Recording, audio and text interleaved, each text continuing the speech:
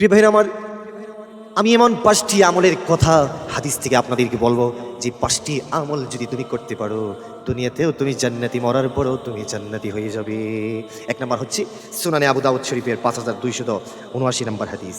নবীজি সাল্লাল্লাহু আলাইহি ওয়াসাল্লাম ইরশাদ করেছেন, আমার নবীজি বলেছেন, আমার যে উম্মত প্রতিদিন ফজরের নামাজের পরে এবং মাগরিবের নামাজের পরে আমার যে উম্মত 7 বার বলবে আল্লাহুম্মা আজিরনি মিনান নার, এই দোয়াটি যে ব্যক্তি 7 বার পড়বে, সুনান আবু দাউদ শরীফের 5279 নম্বর হাদিস, আমার নবীজি বলেছেন, ওই ব্যক্তি যদি ওই রাত্রে যদি মারা যায় অথবা ওই দিনে মারা যায়, আমার আল্লাহ তার জিন্দেগির সব গুনাহ মাফ করে দিবেন।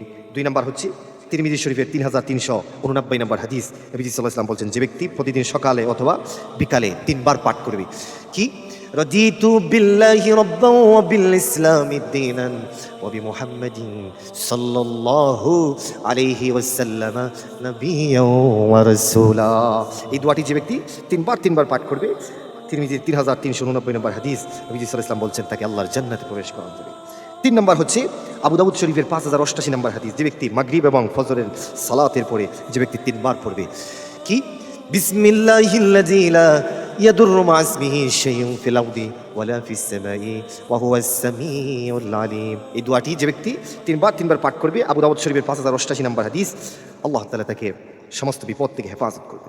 4 নম্বর হচ্ছে আবু দাউদ শরীফের 5081 নম্বর হাদিস, নবীজি বলছেন, যে ব্যক্তি সকাল ও বিকাল 7 বার এই দোয়াটি পাঠ করবে, দোয়াটি হলো হাসবি আল্লাহু লা ইলাহা ইল্লাহু আলাইহি তাওয়াক্কালতু ওয়া হুয়া রাব্বুল আরশিল আযীম। এই দোয়াটি যে ব্যক্তি পাঠ করবে, আবু দাউদ শরীফের 5081 নম্বর হাদিস, আল্লাহ তাকে সমস্ত পেরেশানি থেকে আল্লাহ তাকে হেফাজত করবে।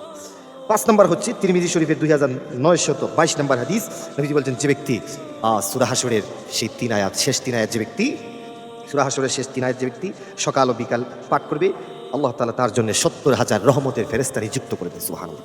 আয়াতগুলি হচ্ছে হুয়াল্লাহুল্লাযী লা ইলাহা ইল্লাহু আলিমুল গায়বি ওয়াশ শাহাদাতি ওয়ার রহমানুর রহিম। এরকম এই আয়াতগুলো যারা পাঠ করবে, আল্লাহ তাআলা তাকে 70,000 ফেরেশতা নিযুক্ত করবেন এবং সে যদি ওই দিন মারা যায়, আল্লাহ তাকে শহীদি মর্যাদা দান করবেন। আসুন প্রিয় ভাইরা আমার, এই আমলগুলি আমরা করার চেষ্টা করি। আল্লাহ আমাদেরকে তৌফিক দান করুন।